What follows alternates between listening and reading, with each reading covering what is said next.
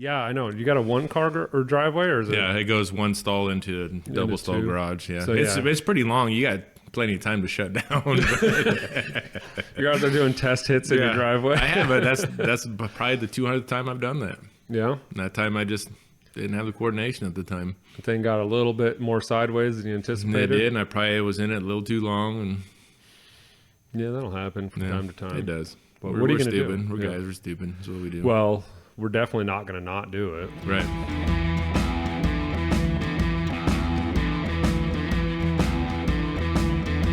Welcome back to FTP Speed Shop Podcast, a podcast where we talk about what you talk about in the garage because, hey, we're in the garage. I'm your host, Mike Early, and today with me we have Josh Clouse. How's it going? Good, Mike. How are you doing? Good.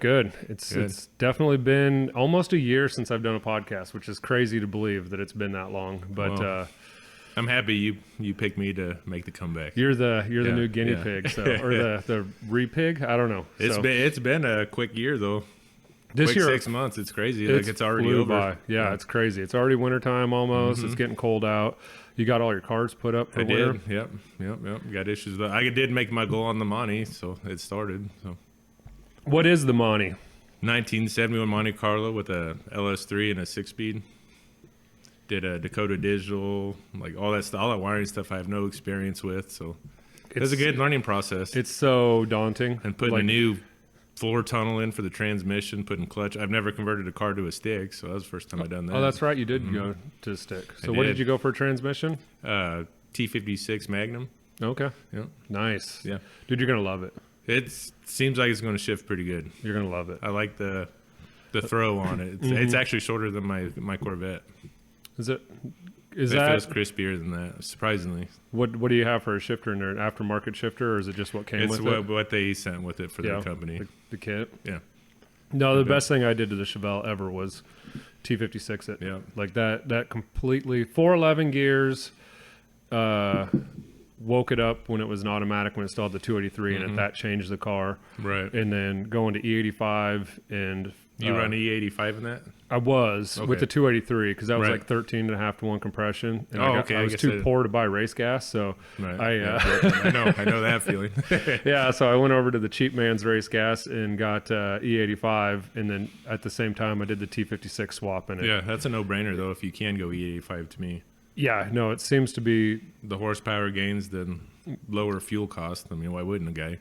Yeah, the lack of detonation, burning cooler, it's just all around seems like a better fuel as far as that. But from a lot of people I talk to, it's hard to find clean quality. It is clean E85. All that shit's cut and stomped on. It's crazy from gas station to gas station that how everything tests different. That's even with 91.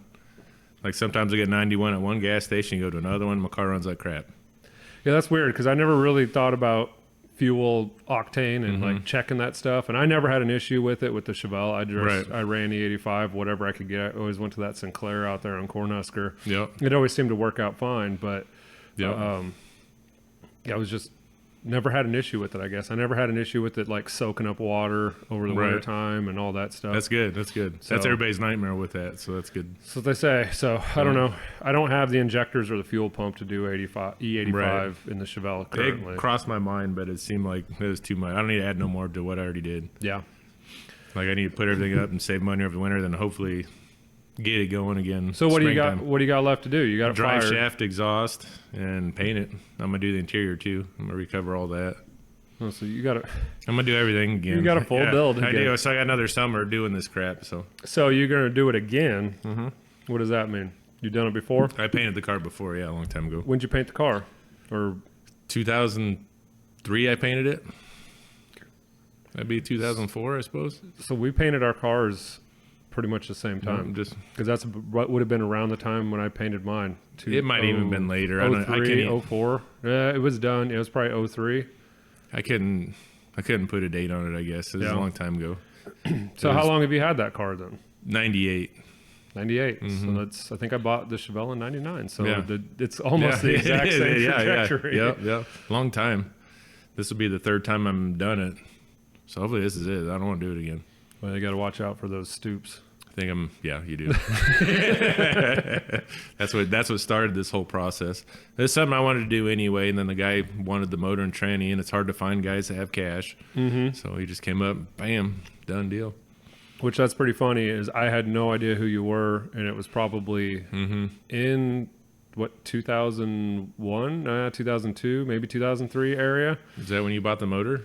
That's when my brother bought the motor, right? And my dad bought. Yeah, so I wouldn't have painted that in my car until 10 or 11. That's where about my date would be then. Oh, okay. Yeah. Yeah. So maybe it was before that. It could have been It'd like been 2010. I remember now. Yeah. When I painted my car. So when it would have been early 2000s. Was it a Thrifty Nickel ad? I think it was. It was. Yeah, it was. And so we called up. You had a rowdy ass small block that you were unloading and some drag lights. And my brother bought the motor. Yep. Which is crazy. That motor's now on my dad's 57. I know, that's amazing. And it hasn't had anything done to it since then. It's had a handful of nitrous ran through it. But I get lucky sometimes. Yeah, just not on the big blocks. No, that thing's high maintenance mess. So yeah, the rims that were originally on the Monte Carlo are on my Chevelle now. That's crazy. And those were on a 69 Camaro before my car. So they've been around. They have. They've gotten around. Yeah. So what was the take us through the timeline of the build? Like where did you buy the car? What did it look like? I bought it from Durst, and it was pretty much a different, like a darker shade of red. No, it's always been no rust really. Just I fixed all that stuff and did that, and I drove it like that for a long time, and then put the motor you guys got into it. What was that? It was 355. 355. Yeah, camel hump heads. Solid. I don't know if you guys are still running race gas in it, or I used to run race gas through the thing. I don't know what my brother ran through it. My dad probably puts the cheapest gas. That's probably the funnest motor I've ever built, though, because that was when I was a kid and I didn't care. Yeah. I raced a lot of people with that thing. Yeah. And I think I got beat by a 03 Trans Am, this old dude. Man, this old guy could shift the car. You should have seen him. He even put his hand out and was like doing the whole catch up to me. I was so mad. Like I couldn't even get him. Oh, the insults while you're being He came drunk. out of nowhere. Yeah. So come on. I needed to race him out of the hole, but he didn't want to stop. We'd get to a stoplight and he'd back up and wait for me to go. Then go up, then we'd take off again. But yeah, he spanked me pretty good. So you had the small block in it, fairly high compression. I don't know, 11-to-1 compression or something, and like I had 456 gears in it too. Fucker probably stood up pretty good with that. It really did pretty good. Did pretty good. But like top end, you're done. Like that's why that Trans Am beat me so bad. Yeah, what were you running for a transmission at that point? Turbo 350. Yeah. The 3600 stall. Yep. Yep. So then we came over and scooped up half of your parts. You did? Then what did you do? I put it away for 10 years. I lived in my grandma's garage for a long time. Okay, well, that's a little, a little bit of a letdown in the story. It is. Because I sold the motor and wheels over a bad situation, like a breakup, of course, all that stupid jazz. But yeah, so it took me a long time to get back in the car. I kind of just fell out of love with cars and then... Yeah, got into life. Yeah. Then I got it over to a house, and then that's when I decided to paint it. And then I put the big block in it, and then rebuilt that motor 3 times before I sold it. So what were the variations of that motor? Started off cast iron head, smaller hydraulic roller, and I went to AFR aluminum heads. Did that the 290 competition, blah blah blah. Then went with another bigger hydraulic roller cam.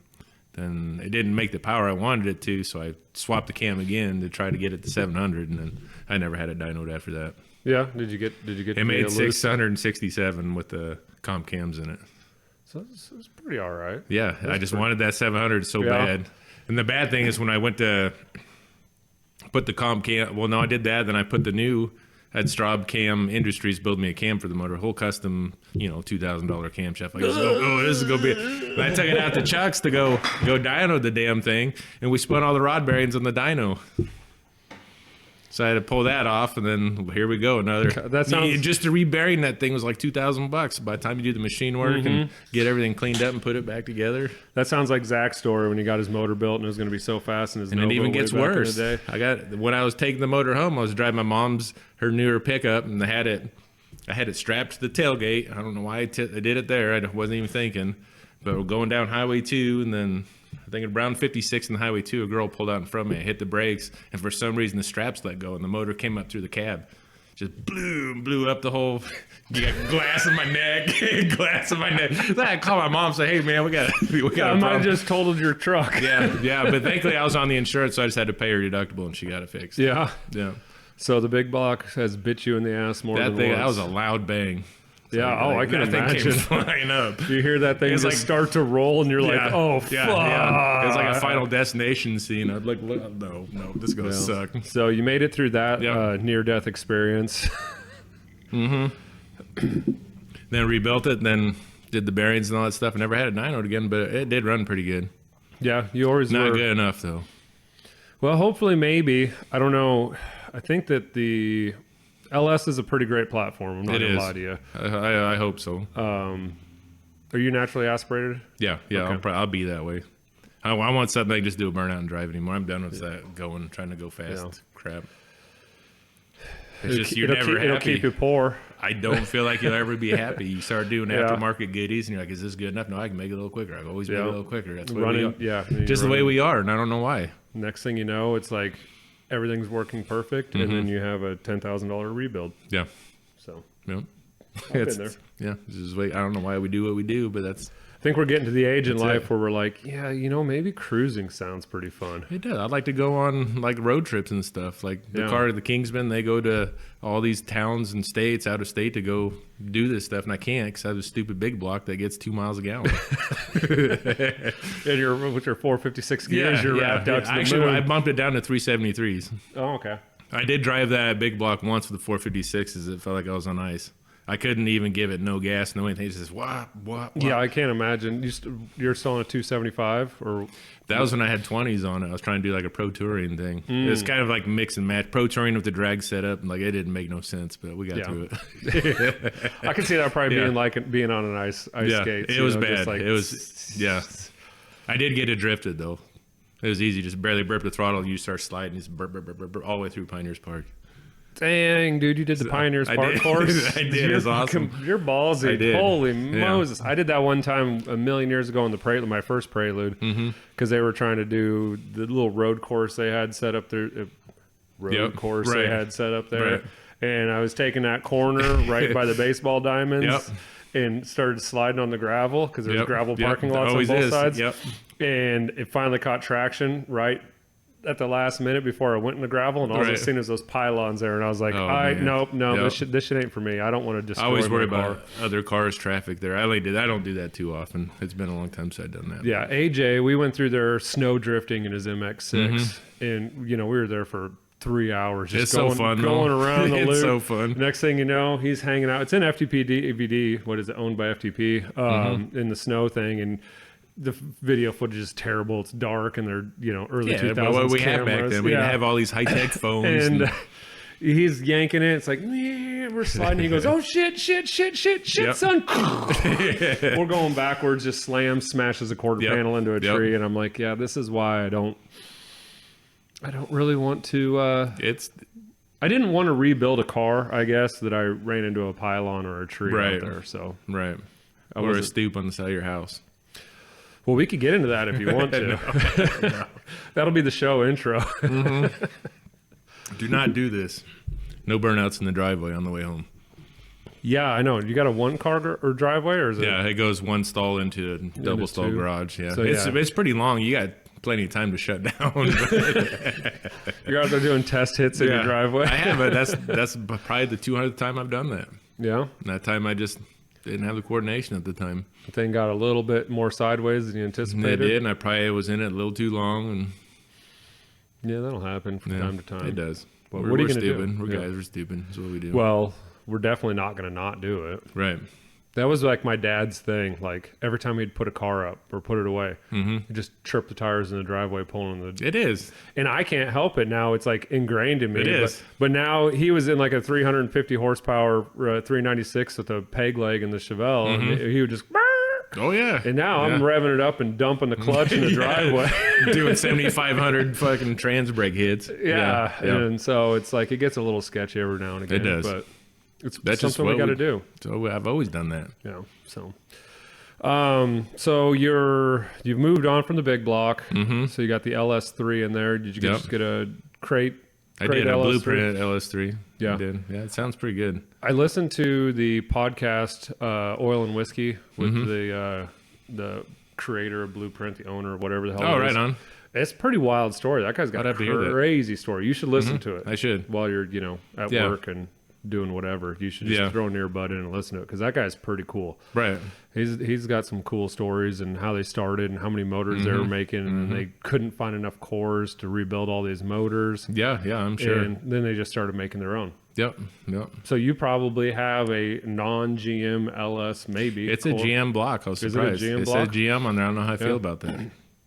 It's like, I don't know. Like, are you just piecing stuff together and slapping together, or what do you? So yeah, they were talking about making all their own molds and casts and all that stuff for all that and the engineering and all the stuff that they're working on, and it's all turnkey. It's a super cool podcast, and that guy's got he's a pretty good listen. But yeah, I definitely got more respect for guys that wire stuff and they can do it clean. That's a lot of wires. It's unbelievable. The wire tuck.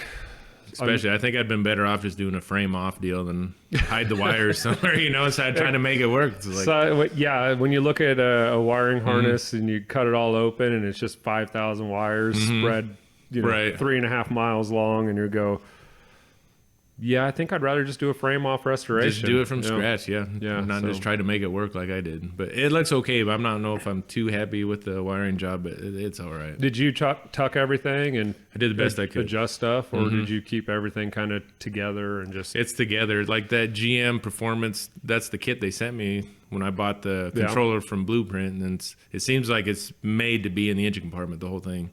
Yeah. Unless you want to cut all the plastic sheathing off, which maybe I should have done, put cloth. So it'd bend easier and hide it better, but I don't know. Yeah, I don't know. I'm debating on for snail mail because, well, there's the motor right there, and it's just a blob of spaghetti on top. And that big old fuse box they gave me, I think, what am I supposed to do with that? Like, it's huge. You know? And you didn't end up tying any of that into your... How much of the original fuse box? Because you still have an original fuse box. I do. I'm doing that for my headlights and AC and heat, and that's it. Yeah. So you're gonna go back, or gonna go with AC? Was that an original AC car? It was. Yeah. I surprisingly I kept all that. Yeah. I have it all. I still have all my original for AC stuff. couple pieces I need to find, but at least I'm not starting from scratch. Yeah, I still have all the original AC stuff for the Chevelle. It's in my dad's garage, like buried in the back in the corner in the attic, but I no longer have any of the holes in the firewall, so that ship has sailed. Yeah, see, I don't know how you did that without hiding all your wires in that thing. Got a clean firewall. Mine's not. Everything. So all of my engine harness stuff comes through the middle of the firewall, probably roughly about top of block height, maybe a tad bit below that. So I got all my spark plug wires ran through there, all of the engine control stuff. Right. And then everything for the headlights, drilled another hole up, threw the cowl around, and then ran everything on top of the fenders in the wheel well. So I got most of mine there too. Yeah. But my big blob's like right behind the engine, like above the tranny. I have like clamps like holding this big wad of crap there that goes in. Then I have a big hole that goes in the firewall, but my windshield wiper motor will cover all that stuff up. I got rid of, I prefer to remove windshield wipers on everything I have. I'm putting them back on. I did too, and I don't know what I did with the motor. I don't know if you priced those lately. They're kind of expensive. I might still have mine. I might have sold it when I was like 24 I have no idea and what a I did half, with it. and I was like, oh, it's an original 69 date code wiper motor. I'll put it on eBay. Sure. Unload that stuff. Get my $1,000 for it. Yeah, no, well, that time it was probably like $48, and I was like, yes, we can go out to dinner tonight. Yeah, when I did all that stuff, it was just save weight. I'd get a little faster, everything you take off the car. Did we really get any faster? No. I don't know. I was never happy. I was surprised how light I did get that big car, though. I got the 3560 with the big block in it. Yeah. So I thought that was pretty good. With the bench seats, though, too. Man, you did a lot. You did a lot of research on yours. You weighed it. You did all that stuff. I've never weighed my car. Never. I got a guy that can weigh your car. Easy. Yeah, he works at a shoemaker. He's my brother. I'm gonna bring my car across the scales. We can. Yeah, absolutely. So you're with the T56. So you got a 6-speed in it. Yeah. Are you able to make that work with the bench, or do you not have a bench in there anymore? I do have the bench. It's going to be a bench seat car. Nice. I put the seat back in, and I think it's going to be probably the most comfortable stick shift a guy can drive. Yeah, I regret. I landed perfect with the shifter. It's like you'll fall asleep while you're shifting. Nice. You feel so lazy. Nice. Yeah. I regret a little bit not keeping the bench seat because the bench seat's like riding on a cloud. It is. It's just like they're not out there. Nobody really has them no more either. yeah. And so at the time when we were doing it, and it was like buckets are the thing to do. Well, and you can get like the mid shift or whatever adapter and all that stuff, and I was like, yeah, but that's $550 or whatever the hell it was, and I was like, yeah, no, I got these Honda Prelude bucket seats. I'm going to throw these bad boys in here. So, and then I was always going to get them recovered so they'd match. What is that motor in the Honda? Is that like a K series? Is that what they call a K series? Or no, I'm trying to learn more about the Honda Prelude stuff. is an H series, so it's a motor that would have came in it originally, I guess. So the H and F was in the Prelude platform, and this is just a JDM version, which would have came in an Accord in JDM land. Right. But it's blue top, so it's basically like a VTEC motor, a USDM VTEC motor. No, sorry. It's basically a USDM non-VTEC motor with the VTEC head on it. Okay. So it's an H23 VTEC. So you kind of get the best of both worlds. You get the bigger stroke, a little more torque, and then you get the VTEC for the good flowing head. Yeah, because I'm thinking about, I'd like to do my Honda. I just don't know what to do with it. It's a VTEC 2.3. Like. Oh, so that would be an F series since it's a single overhead cam. Right. Yeah, I think so. I don't know what I could do. I thought about adding an eBay turbo just to see what it does. $500, you got 400 horse. It's a no-brainer. It's a no-brainer, dude. Don't tell me it's not. That's pretty much how it works. It's easy. Maybe you can get an SAFC or something to tune it. I think it'd be pretty neat, though. I like the four-door Accord like I have. I always like that body style. Never thought I'd have one, but this one just came up on Facebook Marketplace. Yeah, I mean, you got to have a good good daily driver. And as far as daily drivers go, you can't really beat the Honda platform. I don't have to worry about door dings anymore. Or any of that stuff, yeah. So I had a Nissan Maxima. That's what I traded for the Vet. That was my daily driver. And I kind of regret it because it's a super nice car to drive every day. Now I'm driving this high school beater car, which I absolutely love now for some reason, which I don't get. It's they're very addictive. You will definitely. So you said Corvette. Yeah, my 02 Z06. And that's got future plans next year, I hope. We'll see what happens, though. See how the money goes. You're stacking your summers up pretty heavy. I am. I'll be busy for a couple of years. You got to finish the money. I've never owned a boosted car, and that's probably going to be the one. Yeah. What are you going with? The A&A Pro Charger kit or whatever. I don't know if you looked into those. No, I haven't. They seem pretty bolt-on and user-friendly. I don't know about that, but air quotes. Yeah, very, very user-friendly. Because everything I buy that's user-friendly usually requires a lot of modifications to go in there and work. Right. So, okay. Well, so you got O2 Vet. That was my PlayStation 2 car. I used to drive that on my P. That's why I came up for sale. And I was like, I can actually have that. And I just went up to the dealership up in Omaha and I was bull crapping with them. Like, hey, I'll trade my Nissan for this. Like, yeah, you just give me a Nissan $6,000. I'm like, oh, that's a no-brainer. I'm just going to do that. I'm pretty sure I'll be driving home with the Vet too. And it lowered my insurance. That doesn't make sense. I saved it's like $380 every 6 months on my insurance compared to the Nissan. What, just because it's an older car? No. Lower value than that? Yeah. You figure a torch red Vet would that car will kill me, but I don't know. But they're worried about my Nissan for some reason. Yeah, that car was actually surprisingly quick for 15 horse V6 motor in that. Yeah. Which is so crazy. Cars nowadays, they have so much more horsepower. Yeah. And I remember way back in the day, I was just talking to somebody about this today or Scott today at work, and 400 horsepower, 600 horsepower, you were the king of the You were. Nobody could touch you. And they were like, how did you do that? What did you do? You're so awesome. Yeah. This is amazing. You run 11s? No way. Get out of here. Get out of here. That's the fastest thing in the world. And now it's crazy how times change. A guy can't keep up with it. No, you would have to stay in the game the whole time in order to keep up with it, and then you'd just be constantly broke because the next best thing is coming out. Right. That's the way I was for the last 6 months. I don't think I want to do it again. Yeah. Well, the LS platform is a good platform for boost and for making pretty. Granted, buying a blower kit's not cheap, but pretty cheap power, reliable. It really is cheaper than a guy would think. Like really, for everything you get, I feel like it's a pretty good deal. Yeah. Unless the prices go. I heard prices are going up next January. Like the transmission company I bought my transmission from, I'm probably going to have to order the drive shaft early because they said their price got to go up in January. Yeah. So that's probably another thing we're going to have to get into. Yeah. It just won't stop. It won't stop.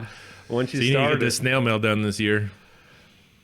Yeah. That's going to be twin turbo? Is that for real? You really twin turbo in that thing? You were spinning the turbo. I seen it, yeah. I was like, are you really doing it? Is this like for like a... No, it's going to be twin turbo. That's what's up. Yeah. Yeah, I got a 4L80 that's at Gary's Hydros, Corey Petska's place right now, getting rebuilt, and it's going to have a trans brake on it.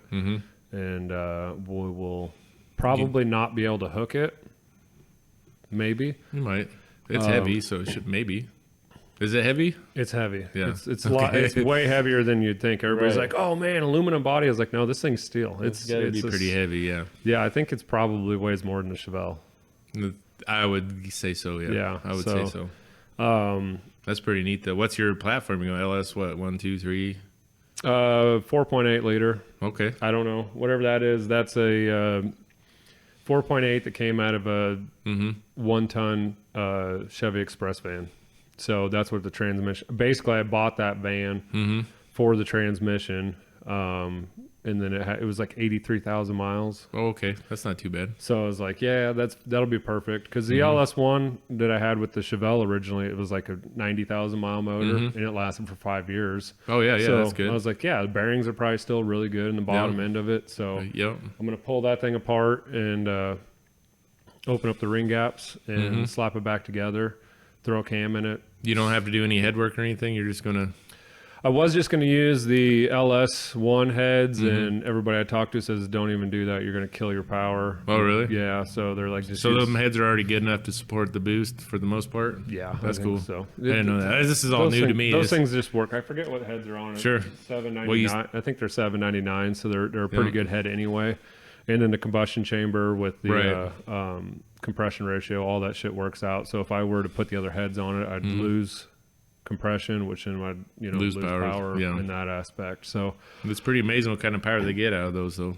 You put a little boost in them. It's pretty impressive. My goal was like, all right, I got these heads that were on the LS1 that were on the Chevelle until I bought those LSA heads this last time around. I was like, they're already ready to go. Springs, everything's fairly low miles on it, ready to go. Just slap them on and be done. And everybody's like, no, just swap everything over. And I was like, there's another thing. I know. It just, every little thing.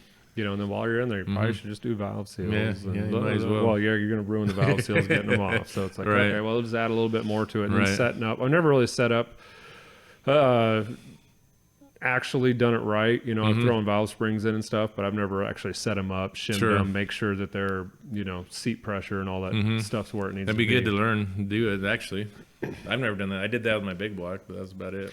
Yeah, so Eric, one of Zach's buddies, he came over here one night and he was all fired up. He wants to do a collab on snail mail. He's got a 6-liter that's ready for boost, blah, blah, blah. And he's like, let's fucking do it. Let's do it. I'm like, and I haven't heard from him since that night. He was really drunk when he was talking about happens it. A lot. I do that. I find I do that quite a bit myself. Yeah, so he was like, I want to do some of the YouTube stuff. I just can't I don't know how to do it. I don't have any of the stuff to do it, but like, we should do this. I will.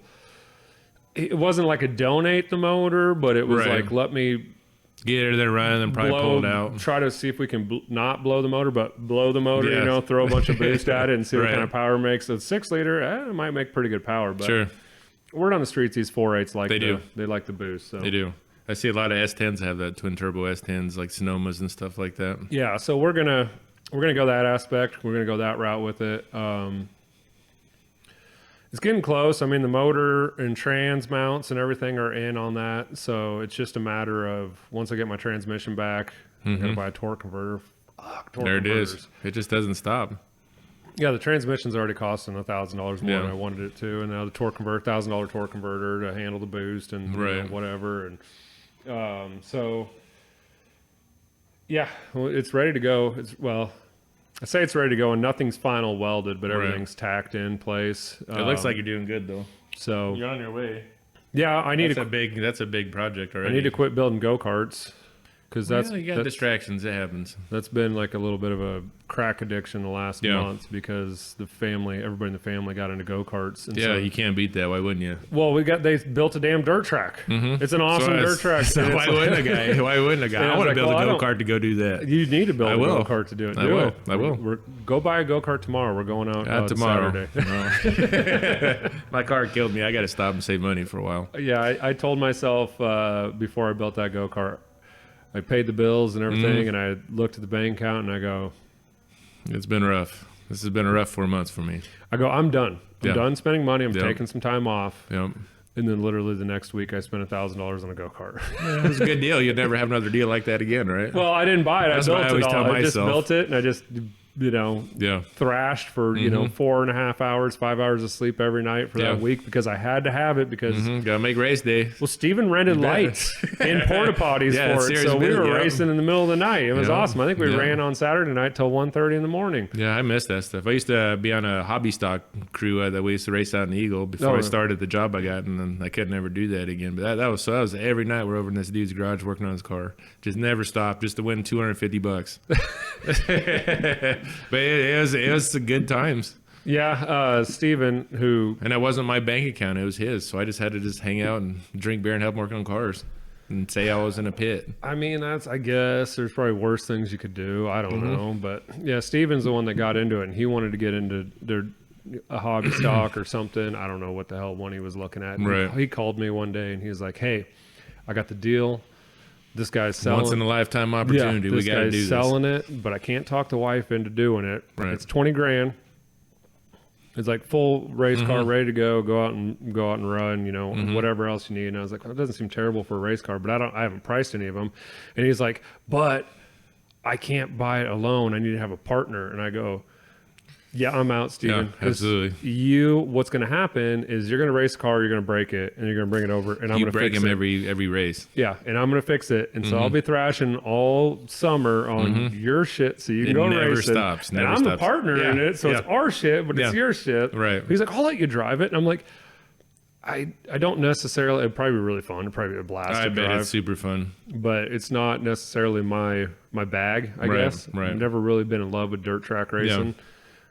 Although go-kart racing is pretty fun. It's amazing. When I did it on Crete last year, that was something. Yeah. I did my one. I made it to the A feature and the throttle stuck. I'm saying, and I couldn't hit the brakes, so I had to jump off the track and get it shut off. But that was my experience. But it was fun. When we were out there doing it again. Saturday night, a couple weeks ago, when we were out there with the lights, under the lights, one of I think it was Steven's employee or whatever, he was out there. They camped out there with us, and he was in Austin's car. And he's going around, and then all of a sudden, I was out on the track at the same time he was, but I didn't realize what was going on because he was in front of me or behind me or whatever. So I had no idea what was going on. I was just focusing on going. It's it. Your tunnel vision. And he's going around, and he's throwing his hands up. He's like, ah. And just hammering into these corners, full throttle. And Brandy was like, "What is this asshole doing? He's over here. He's driving. There's kids out there on the track. He's driving like a damn asshole. What is he doing?" Well, when he was throwing his hands up, she was all pissed off at him. He's throwing his hands up, and he's going, "Throttle's stuck. The throttle's stuck. I need help. What do I do?" Yeah, he's like, "I don't know how to shut it off." Yeah. So he's just hauling ass, and he's hitting those banks, full throttle all the way around. And the track was set up pretty good, so you could. It was sketchy. Sure. Not lifting or hitting the brakes in there. And the brakes, that drum that Austin had was pretty well wore out. Right. So stopping power wasn't that good. There was no stopping power, so it was just all full throttle. And he finally spun out on one of the corners and got high centered. And it was going. Probably shut its own thing. Yeah. He's like, "How the hell do I shut this thing off?" Right. But yeah, it's pretty fun. Yeah. The thing about that, when I did that, and before the throttle stuck, it was, I don't know what you call it, the A feature, B feature, or whatever, before you hit the main. I actually rolled the damn thing going around the corner too hot, and I hit the berm, and I flopped up, and the thing flopped on top of me, and I had to kick it off. And so you're in a flat car, not a cage car? Yeah, it was a flat car. Yeah, it hurt. It didn't hurt at the time, but boy, that next 2 weeks, I walked it off pretty good. I'm fine. No, I'm fine. It's such a guy thing to do. That didn't hurt at all. Yeah, my arm's bent funny. It looks weird right now, but I'm okay. It's supposed to look like this. Yeah, put some ice on it. I'm good. Yeah, it's fun. I don't fit in a cage cart. So they're all buying cage carts because that's basically what happened. He figured out a loophole. And I probably shouldn't say this because his wife doesn't listen to this, so it doesn't matter. So I'll say it anyway. Yeah. Okay. He figured out a loophole where if he got his kids involved in something, then he could spend all the money he wanted to it because it's for the kids. Sure, absolutely. And so now he's got countless dollars invested into this, and now we got a track out there, and we're all having a blast. It's a good looking track from the pictures I've seen. It's well kept. Yeah, and it changes every single week. They just brought in more dirt. The banks are higher now, so it's going to be pretty crazy on. That's kind of neat. You guys Saturday. all bring your campers out there and make like a family time out of it. Oh, it's awesome, man. I bet it's fun. Yeah. It has to be. We're just out in the pasture. They just took a section of the hay out and put a racetrack in. Yeah, why wouldn't a guy? Yeah. And this is how out of control it is. It's like they freaking Steven had to rent a trencher for work or whatever, and he's like, "Well, I got a trencher on Monday for half a day. I'm gonna come out here and trench water. The barn, the hydrant's fucking 300 feet away. It's a mile away. Oh, sure. Yeah. And so, well, they do their septic, so they got all the excavators and stuff out all there. the tools So you need to do it. Kevin started at one end by the barn digging with the mini, and he started trenching at the other end, and they met kind of in the middle, and we ran water out there. It's fully sprinklered, so the track's the track's watered Just make now. your own conditions. And Matt that's out there, he works for an excavation company or whatever, and he brought out the road grader and set the blade up and just manicured that for that Saturday. That track was the berms got knocked Probably down. better than Lincoln Streets. Yeah. Oh, God, yeah. It was It's nice and smooth. It was crazy how much rubber those go-karts will leave on the track. They do. It was like a sprint car track where the banks were all black. Yeah. Tires smoke when you're taking corners and stuff, so gripping so hard, getting hot. I mean, I don't think they were maybe. I seen it. Yeah. Maybe. But My friend I raced with, he had Hoosier Racing tires on this cart, like $500 set of tires. well, and I don't have the $500 set, but I do have. boy, he was Hoosier. hanging them corners, just sticking, man. So yeah, he brought that out, and then Saturday afternoon we were watering it, and it was a little windy, so the sprinklers weren't quite hitting on the track right. He went down to I guess it's a clay mine for Yankee Hill Brick. Oh yeah. Got the water truck. Yep. Drove the water truck around 3 times. Completely flooded, saturated the track. We drove around, drug a tire, and drove around on the tractor for an hour and a half, and then got out there with the carts, and that thing was so. I bet. It was perfect. See man. reflection in the dirt. There wasn't a bump. There wasn't a bump in it. You could find a line and go. It was a lot of fun. So that's kind of been the new thing that you're doing. Yeah, here That's we goes. good. Here we goes. How's snail mail coming? I was like, I haven't touched it since the car show. Right. I pulled it in the garage and it sat there because I've hammered my ass off on that thing for It gets couple old. weeks. You gotta take a break. So Like I'm thankful I don't have to touch my car for the winter. I'm done putting everything away. That's it. I'm just doing my own thing now. Yeah, I'm trying to think. Like, I'm kind of excited that winter's coming because things will slow down a little bit. The wife and kids go to bed earlier because there's not a bunch of shit going on. And I find I go to bed early nowadays too. it's because you're That's getting my old. problem. I am. You're getting old. It happened. Yeah. Yeah, Father Time got me. It's never going to happen. I'm looking for bed at like 10 o'clock now. It's terrible. Like, I find myself taking a freaking 30-minute power nap at like 8 o'clock.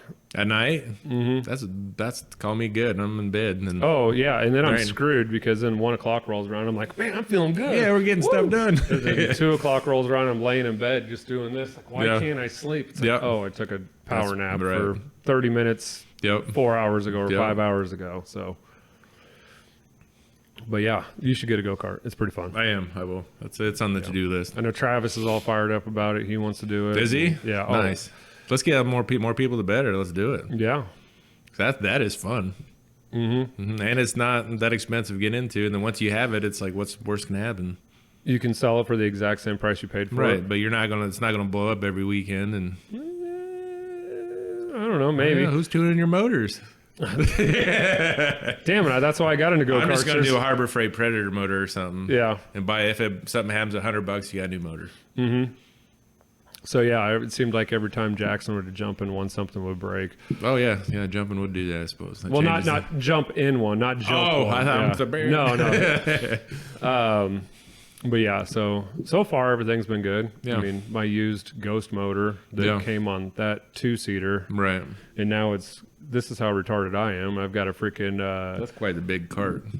I got a Kohler. You can almost put headlights and taillights on that and drive to work. I got a Kohler, what is it, a 624 V twin on it. Mm-hmm. It's like 35 foot-pounds of torque. It's stupid.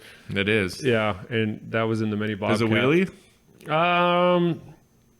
I don't think it should. I don't think the variator kicks in hard enough to do it. Oh, okay. But it won't turn because if you're in the throttle, it won't turn because there's no weight on the front end. Oh, sure, yeah. It's borderline trying to do a wheelie. So Right. I'm going to mount the car. hydroplaning. Yeah, I'm going to mount the car battery in front of it so that it has some weight. Get some lead up in front so that it can turn a little bit. So Yeah. just got done redoing all that. That's the second time we took it out, and every time we take out the carts that I build, find all the loophole or the issues and the problems with them. So Sure. I think I got the green cart. Snot Rocket is what I named that one. I like that one. So that's kind of the one I want to kind of do. If you want to build it, I Do like that. I can just take your jigs home and I'll weld it There's up. no jig. It's No just, jigs? It's literally just my bench over there Okay. that's got Sharpie marks on right. it. My Harbor Freight bench. As long as you don't erase those, we can make this happen. I'll binge up another one. It wouldn't Yeah. take too long to get the basics of yeah. it. But After the first time, it goes pretty smooth. Like I got a 82 K10. I'm debating on LS swapping that. So I think this time I can probably get it done quicker. yeah, And it won't be so nice and like trying to make it clean. Cause well, the Monte Carlo is incredibly clean. Like it's a pretty car. Yeah, that's got to be done best to my ability. Like the truck, I don't really care because I'm a four-wheeler, and I'm debating on actually even painting it anymore. I'm going to fix the rust on it, but I'd like to keep it like a flat black. So when I go through cornfields to go fishing, I want to run something over, I can. That's fun freedom to have. Yeah, no, I think that's the best freedom to have. It is. And then if you scratch it, you get the rattle can out, and there you go. I've seen a lot of the off-roading guys and wheeling guys, and maybe they're not actually wheeling guys, but maybe they're just like mall crawlers or whatever. But they'll do that the bed liner and stuff on the side, which looks pretty cool. It does. Yeah, maybe you should do. But I gotta fix the rust. I'm gonna do that. You should do some bed liner flames in it. That'd be pretty cool. That would be pretty cool. I need to do bed liner Punisher skulls. Because it's got a Punisher theme to it. Okay, well, I don't hate the idea. I used to have the big skulls on the doors, but I got tired of people talking to me about it, so I got rid of them. Like I got tipsy one night and I decided to spray paint these damn skulls on the side door. It looked like the Punisher stuff. And everybody's a credit. Like it was supposed to be a joke, but people are like taking it serious. Like, why didn't you do this? Why didn't you wet sand and polish it? Or it's like they wanted a professional job for something. I thought it was a joke, but then it turned serious and. Yeah, fuck those people. It's like, man. Yeah. One side looked good, the other one looked like Casper the Ghost. It just didn't look scary at all. It didn't look scary at all. It was like Punisher, the Down syndrome. It did, right. Exactly. Yeah. Yeah, but I love that truck, though. I'll get it. I don't know if I'll rebuild the motor it's in or do the LS swap. I don't know. It's got 327 in it now. Yeah. I've never built one of those. Like a nice rowdy. It's hard to beat the LS. It is. And they just work. And then if I do an automatic, I won't have to do the floor mod again. And So I don't want to do that again either. It should just bolt up to whatever transmission you have in there, really. Right. So that's true. I didn't think about that. just. So I'd like to get rid of that. Transmission sus, so I don't know. I don't know if it's maybe. I don't know if it's going to last a long tranny time. swap too. So. Yeah. But yeah, other than that, it's pretty much going to be my next summer.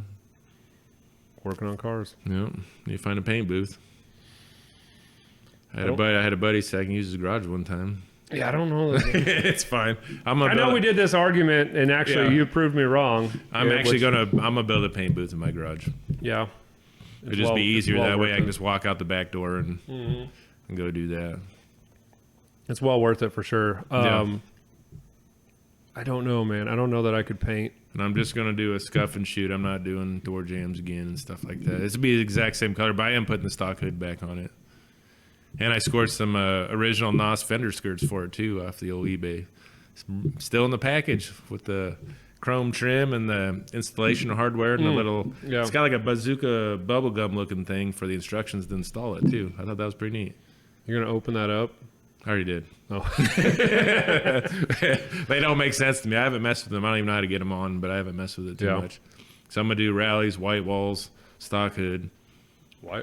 Just like a little 3/4. It's going to look factory. I wanted to make it look as factory as possible. Dude, would look pretty cool. Some redline tires on there. I could do that too. That'd look pretty sweet. I thought about that too. Mm-hmm. Or the But old, we'll see if we get there. I the can't old believe tiger paws or something. Yeah. Just to make it like an old grandpa's car is my vision I have for it. Mm-hmm. I'm gonna do full exhaust so out of the back and make it as quiet as possible. It's gonna be like a big 180 from what I had before. That is. Everybody's making fun of me for it too. Yeah, fuck the haters. I know. I just want miles per gallon, not just like worrying about getting the next gas station. Yeah, you're like, this is so much fun. Oh. And I have a goal. I do want to drive it to Hot August Nights, maybe next year. I want to see. Where's that at? And that's in Las Vegas. Not Las Vegas, but Nevada, somewhere by Reno, I think. Dad's went to it. Yeah, he wants to take his 56. So he's got a 56 Chevy, and he wants to take that too. So that'd be pretty neat if we can somehow line that up and go down there. I'm assuming that's in August. Yeah. It's hot as fuck. Yeah. Like every car show. Yeah. Yeah. That would be pretty fun. This year, my goal is to do, and I've said this for like the last 2 years and haven't done it yet, but I want to do like a power tour or Rocky Mountain Race Week or something like that. That'd be real fun. And not like, maybe I'm not in it because it's almost impossible to get tickets or get registered for Rocky Mountain Race Week because it's so packed. But does it sell out that quick? I haven't even. Okay. Just to do it, like the people. I think the way it works is the people that were in it the year before get first dibs. Oh, really? And so I think most of them take it, and then the waiting list is like 3.5 miles long. So. Oh, no kidding. But I would like to do more. I love tinkering in the garage. I love grabbing. I want to use it, grabbing a beer and fucking around and building shit. But like, I don't. Right. You can. I was like, why am I building all these things that I'm never gonna? I don't get to get use. out and use that stuff. And, the older you get, the more you're like, man, why am I not fucking doing? I feel like I'm stuff? like halfway in the box. I might as well start enjoying something. Probably about time. Yeah. It's like maybe I need to do something instead of like focus on working all the time and just get something done and use it. I agree with that 100%. It was like I talked to Jeff at Friendsgiving last weekend, and I was like, hey, what are you doing next week? I think it's gonna be nice out, which is this week, and it's already Thursday. Right. I was like, let's tune the Chevelle. Right. He's like, fuck, dude, I've heard you say this for the last 8 months. What are you doing next weekend? And then you never call me. And I'm like, he's like, just fucking call me and let's do it. And I'm like, I'm going to do it this week. And then this week's already Thursday. Yep. Are you going to do it? Gone. Nope. No. Okay. That makes sense. Yeah. I don't know when I would do it. I might have him tune mine too, I think. Yeah. And mine needs a tune bad. It's really rich. But it is, I did start with open headers, so I don't know if that's too much oxygen. It's compensating fuel for that or what. I don't know if that's the way those work. And depending on how long, I just want to do a couple of heat cycles with it and see what was going to leak and fix those and be done. Yeah, no, you definitely want to have, I forget, like 12, 16 inches past the O2 or whatever so that it's not reading outside oxygen. But yeah, Jeff's the one that actually taught me how to do body work. I've known Jeff for 20 plus years, I bet. I lived on 59th and Holdridge, and he lived up on like 68th and Holdridge. Yeah, that's when I met him. I met him when he lived over on Holdridge there. Yeah, came down to my house one time. We drank too much, and we had this idea to take my car up to his garage to prime the damn thing. Yeah. So we hook it up with this chain and a metal bar. The whole chain and metal bar. Like, we'll just tow this thing up there. We're going up there, and then get in the garage, lock it up. I'm like, I'll see you in the morning. We're coming and prime this thing. I go up there. Get in his garage, the damn front fender is folded all the way up. We must have took a corner too sharp and that bar grabbed that fender. I was like, what the hell happened to my car, Jeff? He's like, I don't know. I seen that too. Blah, blah, blah. Oh, there you go. He took his time out of his life and showed me how to do all that stuff way back then when I had no idea what I was doing. Yeah. He was actually my go-to guy on the LS stuff. I called him, and a really smart dude. Yeah, no, he does. He's definitely a dude that... it's good to have on my side. He works on that's his passion, man. He's out in the shop, build a car, remodel a house, and landscape his yard, and then take care of the kids. I don't know how he has such nice grass. I mean, I work and then work on my cars, and my yard, like a Terminator for real. Yeah, my yard looks like complete hot dog shit. I start the seasons off with good intentions, but those weeds do take over. Oh yeah, definitely. I reseed my side yard every single year, and it looks really good for about me too. 2 months, and then by that point it's all scorched earth. It is. I never water it. Yeah, I watered it like twice. I'm like, man, dragging a sprinkler sucks. I'm not doing this no more. Ever since we redid the foundation, when we first bought this place, we redid everything and had the landscape. We actually got Yard of the Month for the neighborhood association. You did? Yeah. Nice. So we churched the place up. So you picked the whole house up and redid the foundation? Yeah, we basically just leveled the house and just took the weight off the foundation and then dug around it, knocked everything in, drug it all out, poured a new foundation. That's pretty impressive. Like, I have no idea how to do that stuff. Like carpentry and all that stuff. I never jacked up a house. Well, my dad moved 3 houses. I was kind of in the process of, or helped out a little bit, but he had a moving company come in and do it. So that's pretty cool how they do that. I kind of had a rough idea on how all that shit worked, and I was like, just jack it up. It's easy. Size some I-beams. Went and bought like $2,000 worth of railroad ties or something like that. Because that was back when. That was like right after Burlington Northern quit giving away railroad ties. They did. I need some. Yeah. I can't get them. And so I had to buy all of them at Menards or whatever. And I'd never want to see another railroad tie in my life. I need 4 of them, 5 of them. I don't have any. I know. I'm gonna get them on face. I see them on Facebook for like $5 a piece. I just don't do it. I bought everything they had in stock, and we made cribbings and built it all up, and bottle jacks, 50-ton bottle jacks on I-beams. So what do you do with the piping and stuff? You like cut all the piping out and the wire? Like it's connected to the top of the house, right? Like going up? Yeah, we basically new plumbing as far as like all the drain lines and stuff. All that was new. So you got to disconnect the top half of the house before you can like. We didn't actually jack it up enough to where it had to. Like we literally took the weight off. The part where all the utilities came in was still level, or so we basically just separated. We took all the cast iron out and demoed all that stuff out, so we didn't have it's crazy to me. I see houses go down gravel roads like when I was working construction, painting, doing heating there. You got to travel a lot and you'll see a house just cruising down cornfield. It's pretty crazy. I had to pee out my window a few nights. That's the best though. Yeah. Second story peeing out a window, it doesn't get any better than that. No, I wouldn't think so. Sounds good. Probably. I like to pee. I'm outside. I love peeing outside. The only thing that's better than peeing out of a second story window is pissing off a roof. It is. That's probably the most free you'll ever be. Kind of weird when you hit the ground and then you're like connected to the ground. If you have one solid stream nonstop, never it's thought like about you're that. attached to the earth somehow. Oh, that's crazy. Because I used to pee off bridges and I can hear it hit the stream. Down there, still like the river. Your stream going? yeah. It's like I'm connected with Mother Earth. Oh man. From a long ways away. That's pretty wild. Yeah. So we were able to keep everything besides the sewer. It's pretty crazy. And then the front corner, I think we brought up about 3 inches because it came out nice. Did a good job on the house. I think the house is started in the basement and worked our way up, and now everything's pretty well finished. We need to probably redo the kitchen and the main level floors, but I need to do the same. Do the kitchen. I don't know how to do that stuff, so I think I'm just gonna rip it out and see how we do. Yeah, you'll be all right. Yeah, I think so. Just wing it. You'll get it. If you can do the wiring on the Monte, you can do it. I think so. That's fucking easy. I don't know. I feel safer doing the LS swap than hanging cabinets up in my house for some reason. I'll get it though. Yeah, I say it's easy, but I've hung a million cabinets. So. And my floor is like 3 levels. It's got wood floor, carpet, and something under there. Carpet? It's camouflage too. Nice. So my idea is when I rip all this damn wood up, I'm gonna get a whole camouflage uniform. I'm gonna lay there and scare the shit out of my dog. I hope. I want to get that on camera. See if he notices me. Does he really sniff me out, or will he see me? Or he's like, I'm gonna find out. Where the hell did that lump in the carpet come from? It's legit camouflage. Like who does that? So there for a while, these people are living in this house with camouflage carpet. How do they know where they were walking? I don't know. That seems dangerous. It does. Yeah, that would be weird. It's like this end table's floating. Yeah. What is going on here? Can't see me. Where'd you go? Yep. Yeah, I don't know. The construction stuff's fun, I guess. I don't know. I'm gonna try to learn more about it. I put windows in the garage. I did get through that. Yeah. I got slider windows.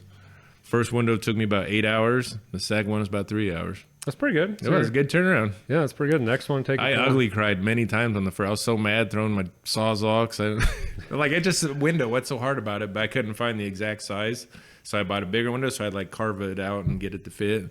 I don't know why I had such a hard time with that. Did you put a new header in? I mean, what header is, man? Okay, yeah, perfect. It's good. yeah, it worked. Yeah, it's good. That's good. It's good. Hopefully, it wasn't on the eave side. No, it's on the back flat side. Okay. Yeah, that's fine. Yeah, there's no way to. It's fine. It was It's already framed. It had windows in there before. It was already framed for it. So I just like trimmed into the old framing and bolted them in. I mean, I'm not going to say that's probably recommended, but I'm not going to say I haven't done something similar to make something fit. So you're all good. Well, how else would you do it? I got to like take the whole thing out and it's terrible. I don't even know what a header is. Yeah, it is terrible. I had a hard enough time with that. No, I don't even know what a header is. It's the part that supports everything above it. Oh yeah. Like, yeah, there's a header there. Like that's I didn't cut into the header. Yeah, that's the header. Well, but you cut into the header supports. But there's 2 supports. I only cut into one of the supports. So it's like double, you got a 2x4, 2x4. Yeah. I like kind of like halfway cut the 2x4. It's like, so the outside one goes up all the way to the top, to your top plate. Yeah. And then it's nailed to the side of the header. Yep. And then the center one, or the one in the middle, that's your jack stud, which is supporting your header. So that's your structural support. So should I add one back you're in? Fucking good. Okay. So it won't pass code if somebody came and looked at it. Oh, I mean, no. Just cover it up with some plywood or something before I wish I would have done that place. sooner. It's amazing how much cooler my garage is.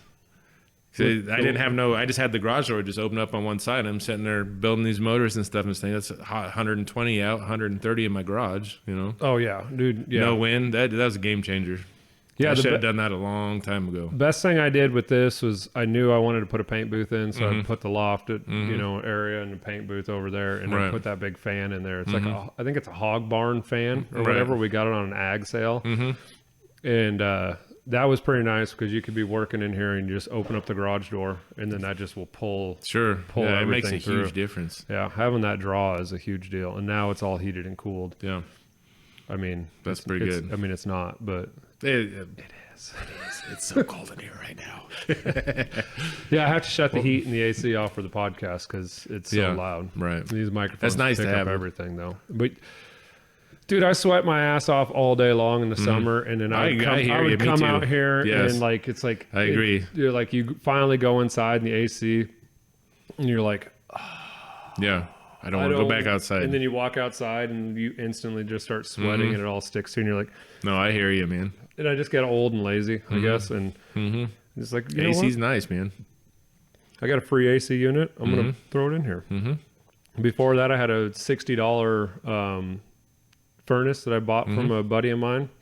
Wired that thing in here. So at least the older I get, the more I dislike cold. I can deal with the heat. Oh, it sucks. But the cold sucks. Right. And so... I'll put AC in my garage, but I won't put heat because I'm not going to work in there in the winter. Winter's my time. Yeah, but I like to keep my cars pampered. I don't want my cars to get too cold. I'll look at them. Yeah, that's true. That's true. Treat them like my kids. I don't want them to get too cold. Yeah.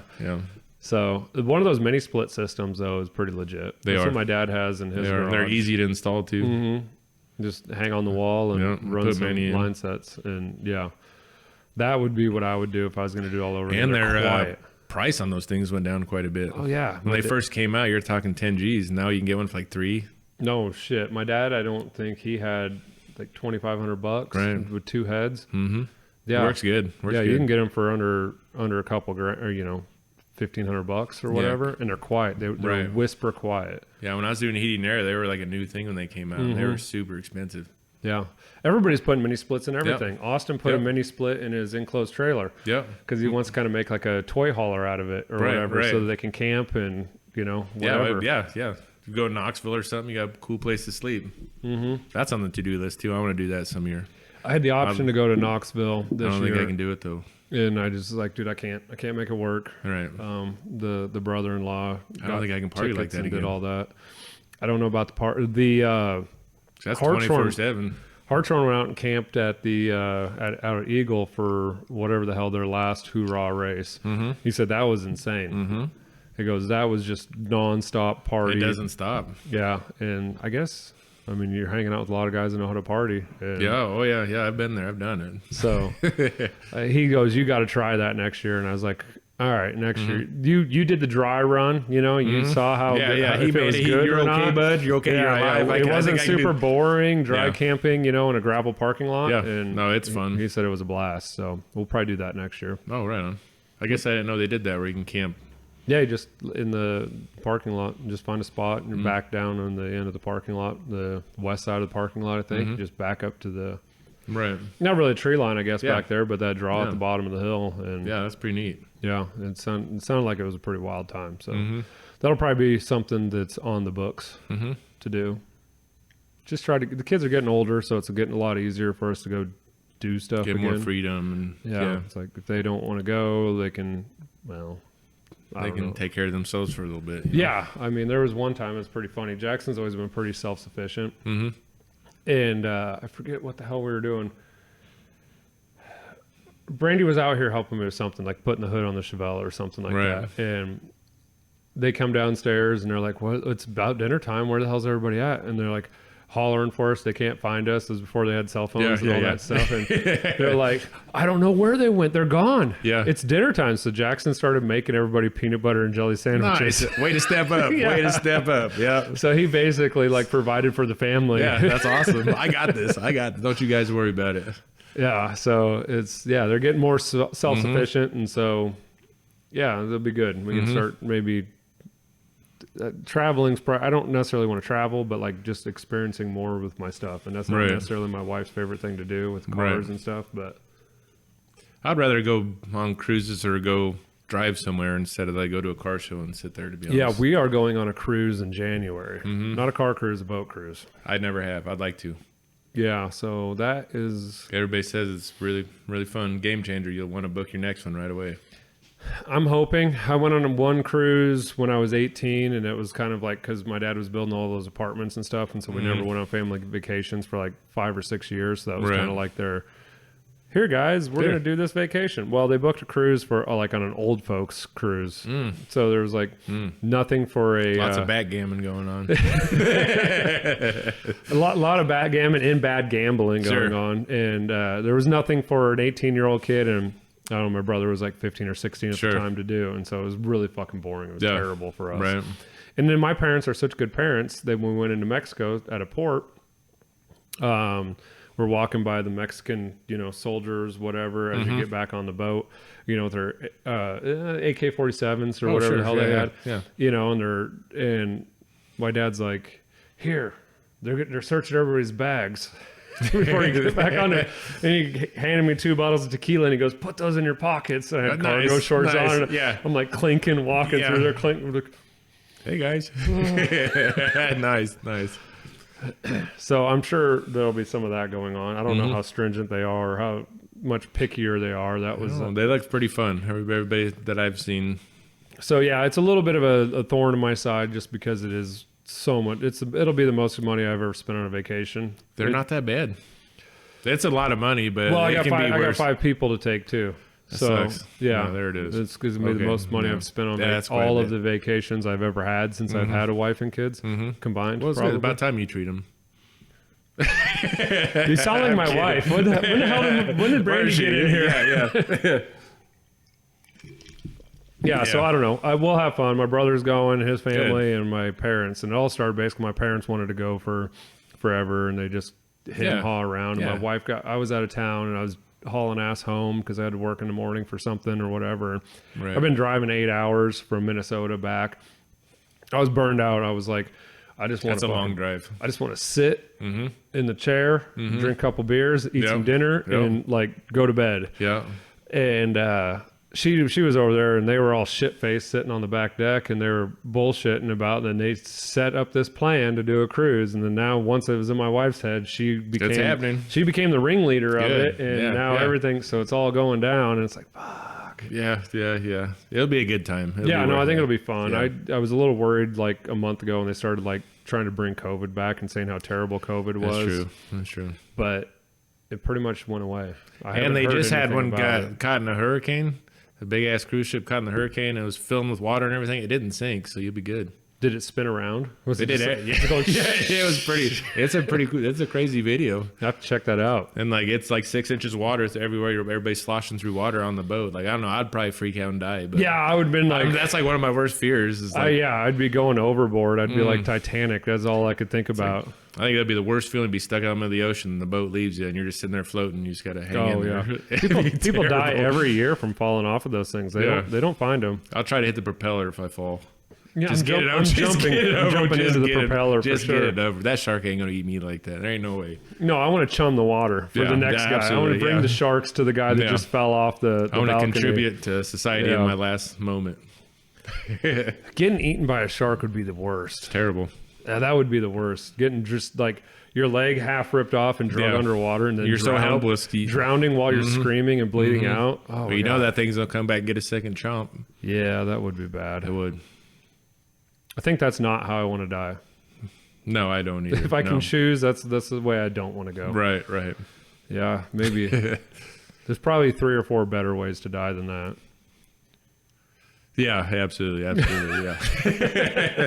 It was weird. We had a conversation at work not too long ago. We're talking like, would you rather fight a silverback or a lion? Which one would you want to throw down with if you had to?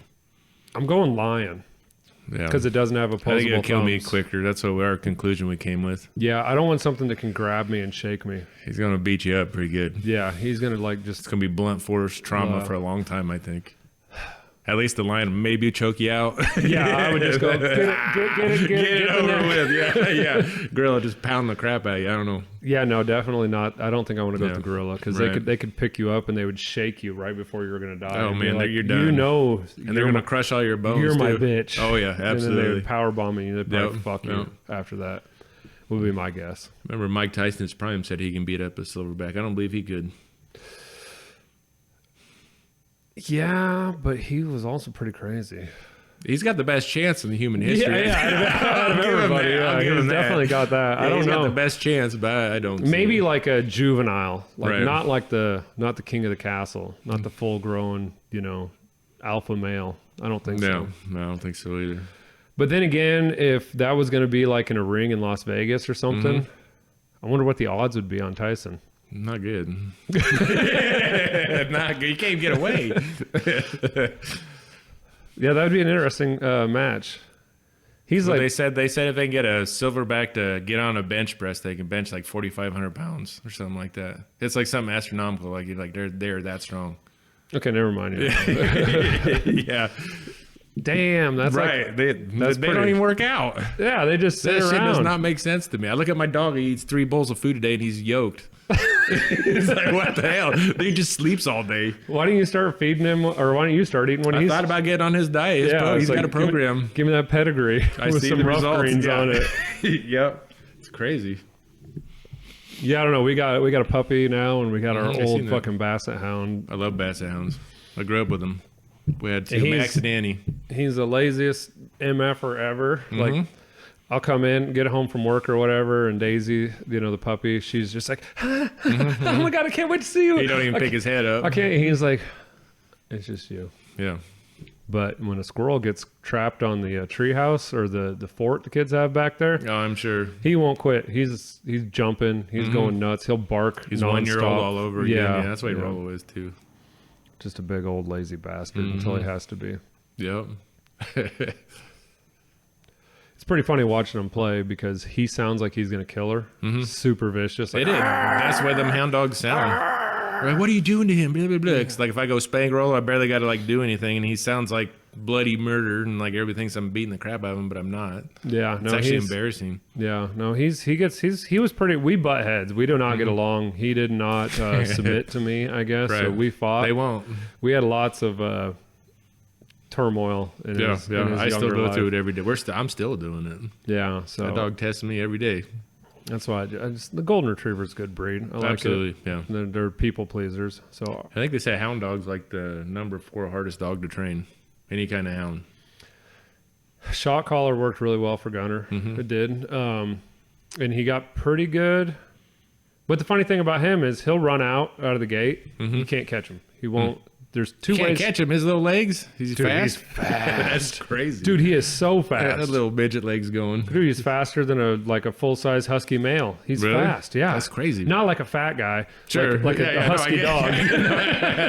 I get that, yeah. Yeah, like my parents' dog. He's That's like crazy. He's like chasing him down and like outrunning him, and it's crazy. He's fast. Now I looked at him, I didn't think that's precision of speed there. Oh no, he's like, this is aerodynamic him. or something. I don't know. Yeah. That's awesome. But he won't come back. We won't get him, and it's just like, all right, well, he knows where his food's at, so we just leave the gate open. Hour later, he just comes back in. Like, hey, guys, Hey, I've been on a journey. What Yeah. have you guys been doing? Like, you little asshole, get in here. Right. The only other thing is that gold moped up there. Jackson was like, I'm going to go find him. And the exhaust scares him. Oh, no. So when he gets close to the exhaust, or when Jackson gets close to him, he's like, what is that? And he just freezes, and he's like, I don't know what to do. And then you just grab him and then just got him. Yeah. Walk him back home. Yep. So I had to chase him once. Jackson's done it by scaring him. Yeah, Jackson's done it like 4 or 5 times. And so nice. It was actually right before the car show. We had major issues with sponsors' logos for the trophy, and this was Friday, and the car show's on Saturday. No. And them trophies came out nice.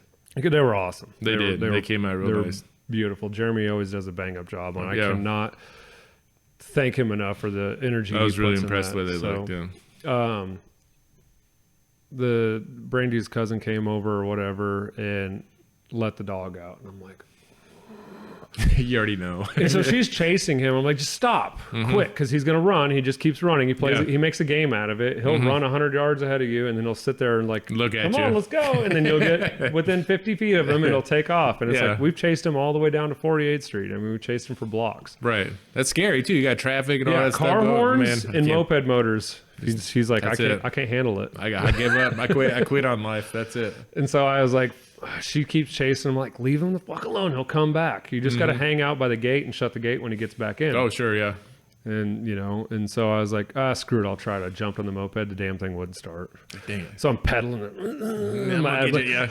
You're all mad. You're all mad. Can't breathe. I'm out of breath. Finally get the thing to start. I chase him down. He's 2 blocks down the street or whatever. And he's like, And so I just hold him, and she comes walking up behind. Chantel came walking up behind me. I was like, here, he's your problem. Take him. You can carry him by his collar back. I'm going to take my moped back and go try to clean up sponsors' logos for the trophies. Because he was laser etching those on that wood, and they, for whatever reason, if there's any color in them, it doesn't take, the laser doesn't do it right, because it tries to lighten it up, and it just ends up looking like shit. So I was like, I got at least an hour of trying to clean these up and change the color, and like, I thought the whole show came out good. It was good. It came out pretty good. It was good, and I'm just gonna be. Are you gonna do it again next year? Yeah, this will be the 3rd one we did this year, and I beat myself up because I'm like, man, I'm expecting this. This is what I want, and then it's half of what I want, or something doesn't work out. It's gonna grow and grow and grow. That was good. So I mean, it was a little bit bigger than last year, but we added stuff. But the crazy thing was the raffles and stuff like that didn't bring any money. Oh, they didn't? I mean, $880, I think, is all. And I think the year before, I think there's, inflation, everything's so expensive. People they don't have the liquid income that they did before. So that kind of hurt a little bit, because I told the charity, Bryant Warm Winter Wishes, I was like, last year we did $2,000. So they were probably hoping for that. And I was like, I think if we can grow, I think we can do more. Right. And dude, it's tough. No, I don't think a lot of people have a whole lot of money this year either. Though. I basically ate all the car show fees so that I could give him that $2,000, just because I was like, man, I'm not going to come here and use their facility and do all this shit and then just be like, oh, by the way, you guys owe me. Yeah. Oh, true. $45. Yeah, you can't do that. Yeah. So I was like, no, that's pretty solid of you, though. We just ate all the show costs, basically. And just said, because it's going to a good cause. I mean, they vet the people, and like, at the end of the day, it's a car show for charity. And it's win-win. You can donate anything. I think. I had a blast this year. I talked to, I met a lot of new people. I didn't get to see the Prelude. You did a burnout too fast in the Prelude.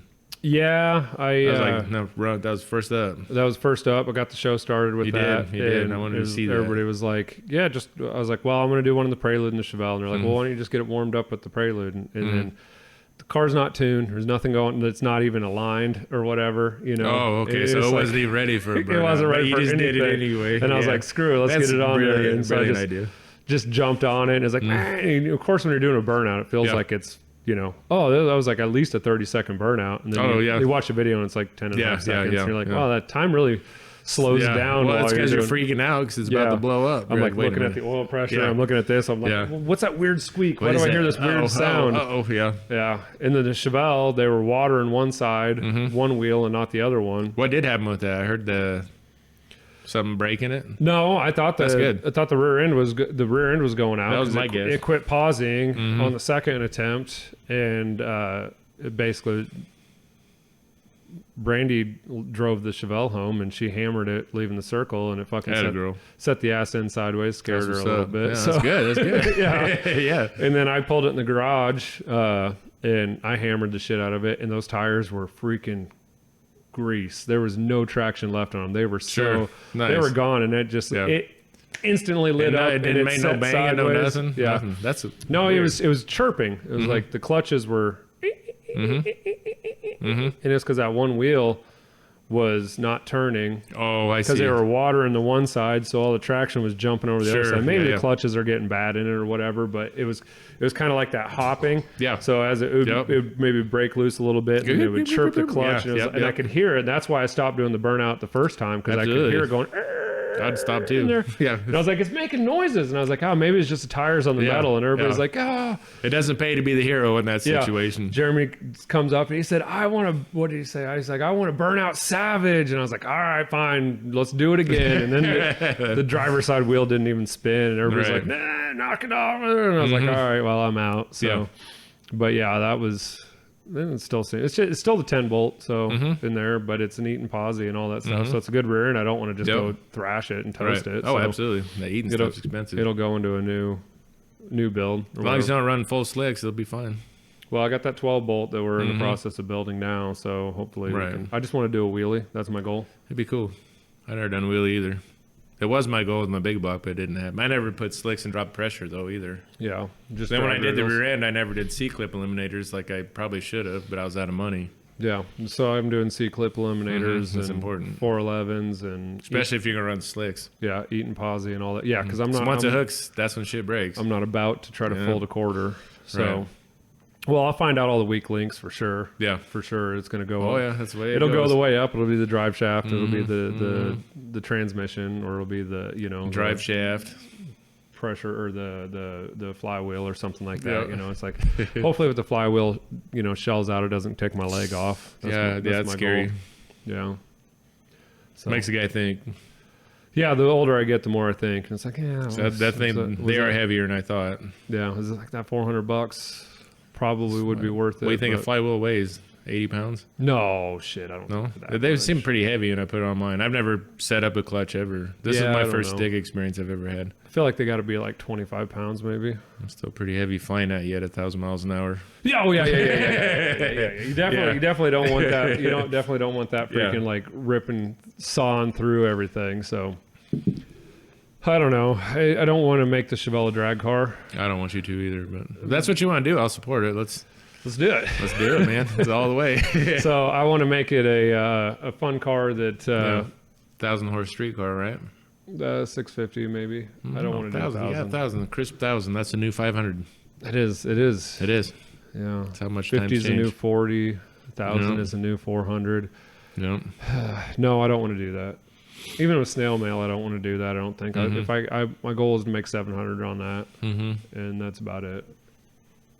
So, which I should just get into, like just building cruisers and all that stuff, because they don't break as often. Yeah, they're a little cheaper to get into. But right, I love acceleration. I do too. It's never going to leave me. But I know it's just like if you get in something, Monty's just not a good candidate for that stuff. That car just never worked. Yeah, the big block. Every time I go out and try to race, the fucking car never worked, and I never could beat him. So that's it. Yeah, that same person. He whipped my ass every time. The fastest I've ever went in my life was right next to that same Corvette. Yeah. So that's the best sounding car, though. I tell you what, that boy sounds good. It's happened three times on the birthday cruise, maybe multiple different years. Always fucking pulls away. He didn't pull away from me. He pulled away from me every time. We never went from a dig either, so we went from a third gear roll, 65, 70 miles. The time we did it from dig with my drag radial, surprisingly, his car hooked up before mine. I was like, you gotta be shitting. Which is kind of crazy. This is my claim to fame. This is the only way I thought I could get this dude. It wasn't a hook and go, but oh no. He kept going. Then all my belts flew off the car, and then I had to pull over anyway. That was in Ceresco, wasn't it? It was, yeah. Givens was with me. I missed that race. Yeah, we staged him up and everything. And that son of a bitch, I shit you not, he hooked up. Those little tiny-ass tires. I'm like, what the hell's going on here? Fucking rubber bands. What do you have, like Nitto 555s on it or something? I don't know what he ran. Yeah. But that car is so freaking loud, though, I couldn't even know when to shift. Yeah, no, it definitely And I have is. like a cutoff exhaust big block, and he's got a full exhaust, and I can't hear what the fuck I'm doing. What is that?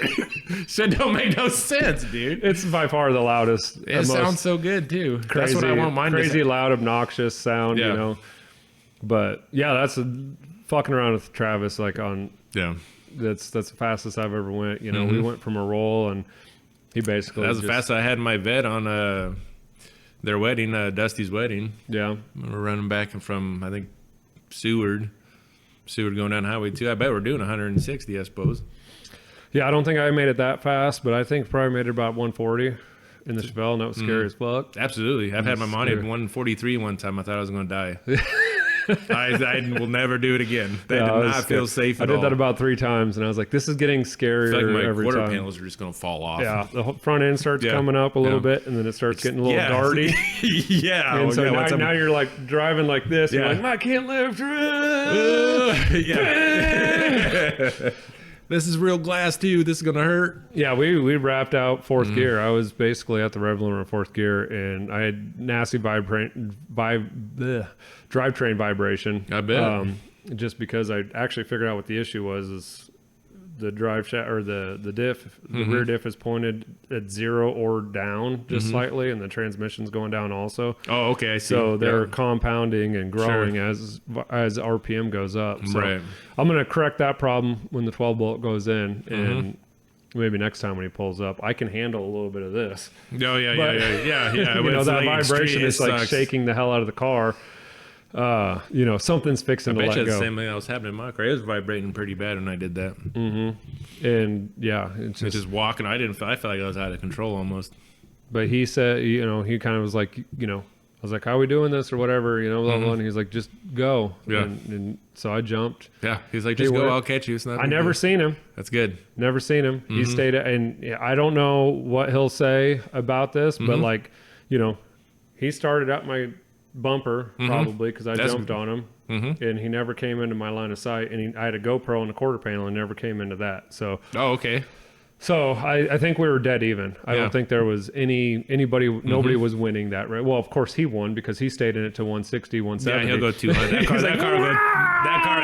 That car will go 200. Yeah, I'm he pretty went flying around me, and he stayed in it after I lifted, and so. But that was kind of where I kind of ballparked my. You know, the car's probably making about 100 more horsepower than I thought it was. So it's probably making about 650, I would assume. Cause I would assume so too. He was in the low 600s in that at that time. I don't know what he's done to it since then, but he got over. I don't know if he sold the thing or not. But it might be gone.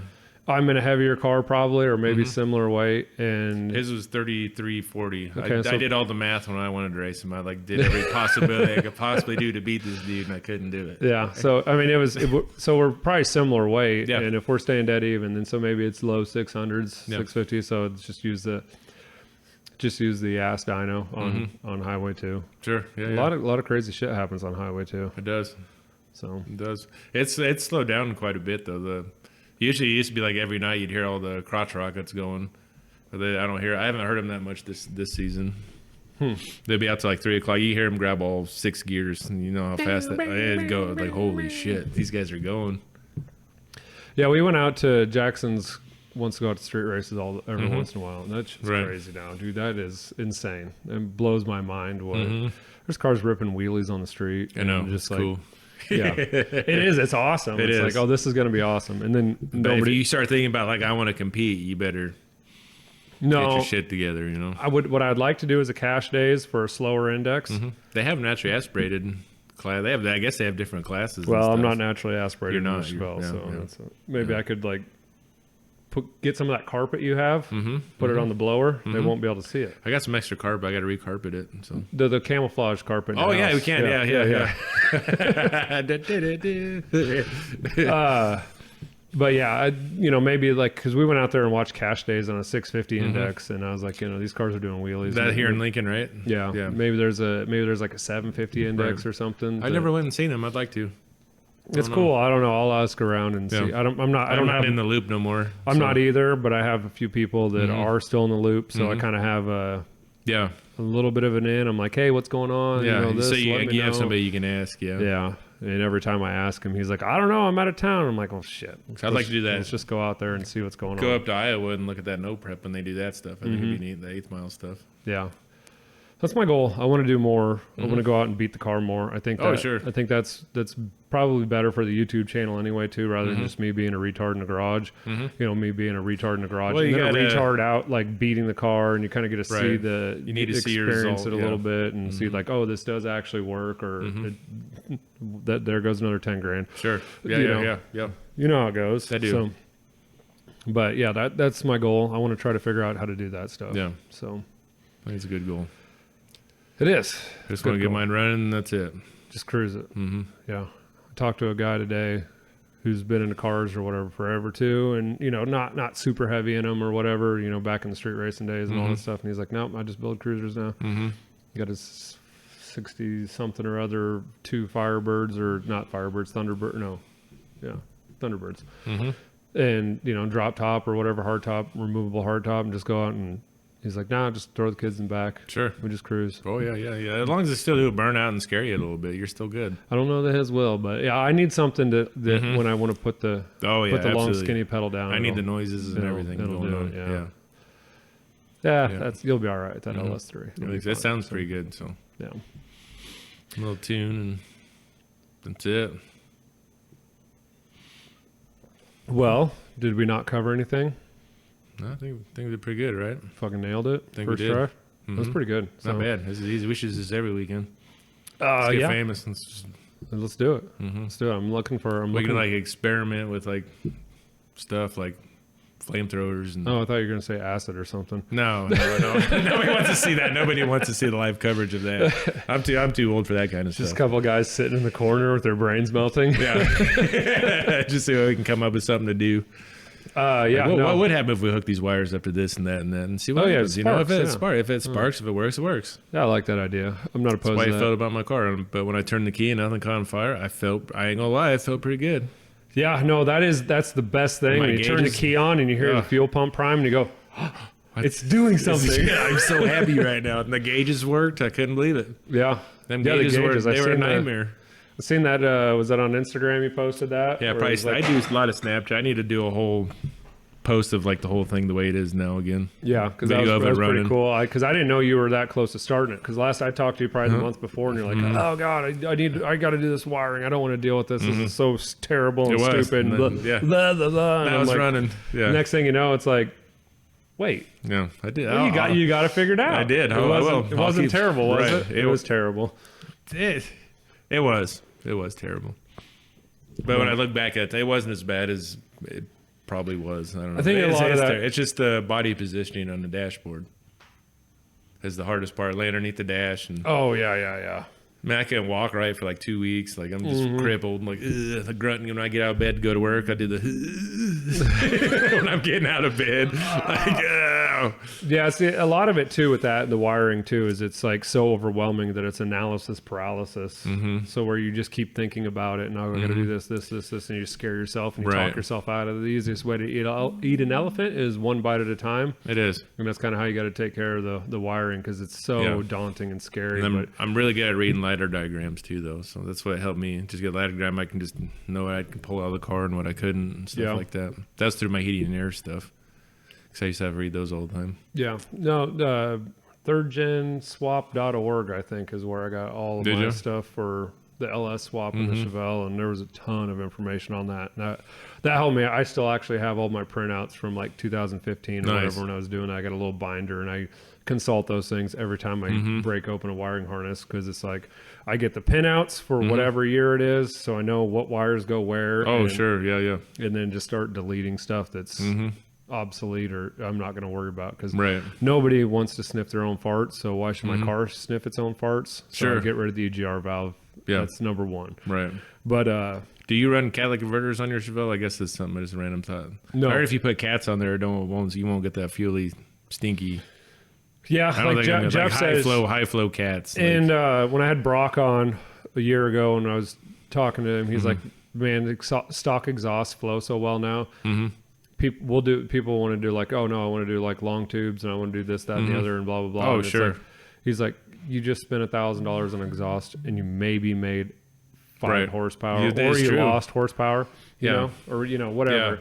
So everything works so good now that like, he's like, and Jeff said the same thing. He's like, no, I'm going to put cats on everything. Cause I like to start this thing in the garage and I'm, you know, dicking around with it. It ain't so stinky. And I don't want my eyes burning and all that shit while we're working in here. Something I'm thinking about, but I'm still old school where I go, hey, those catalytic converters are worth like $100 at the scrapyard. So I'm going to go ahead and cut those off and take them in. But now it's a pain in the ass to sell them. I've got 3 or 4, I think I got 4 cats from the van. And now you got to go down and get a permit. Give your blood. And sell your firstborn child to the state so that you can sell it to scrap. $70. Yeah. And it's like, it's not worth it. I would just leave them like crumbles, just throw them out in the yard like little bum crumbles. They just, like, absolutely. come pick them up, like, oh, it's Christmas, you know, and like help them out. No, fuck those guys. Yeah. I haven't had a lot of stuff stolen, but I bet you have. I've had a lot more than I know. Well, run a construction deal, I suppose. You'd probably get hit with that more than most, right? Not too bad. I've been pretty lucky and not had my trailer. That's good. I always hear horror stories about trailers getting broken into. Then somebody takes all your tools. Then what? That's your livelihood. That's then you got to go spend $5,000 at you know, Home Depot to replace all your stuff. I had 2 miter boxes stolen. It was right after Christmas. Right. It was snow on the ground, and you know, like maybe it was right after New Year's Eve or whatever. It was the first of the year, and it's like, so we take a couple days off work, you know, and go back. The truck's sitting in the driveway, and get ready to go to work, and I'm like, something right here. Something looks different. Yeah, they're not. They're I can't put my finger on. They're no longer in the back of the truck, you know, and probably shouldn't have had, you know, the $1,000 worth of saws sitting in the back of my truck or whatever, but they'd sat there for 15 years in the back of my truck and never had any issues with it. So it's that one time. Right. But I haven't had a ton of stuff stolen. The thing that pissed me off the most I had stolen was the front subframe on the Prelude. I had one sitting why would they still hold subframe?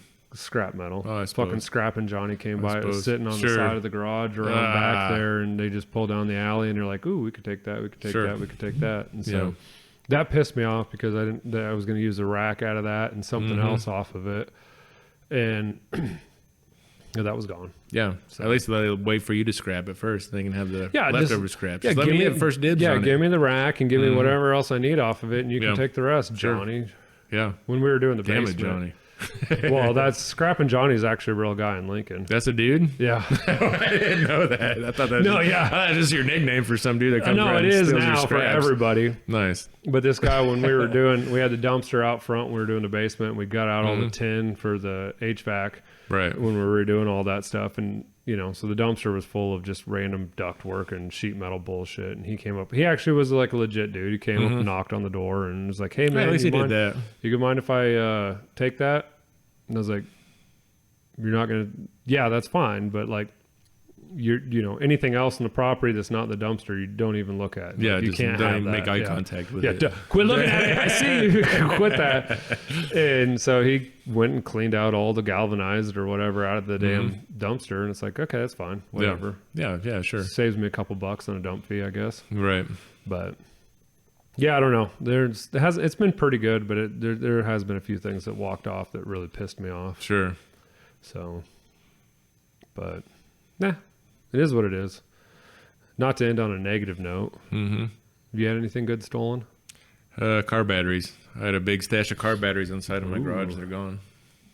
Yeah, somebody got $10 worth of O'Reilly's. They did. Gift cards out of it. Yeah, right. They did.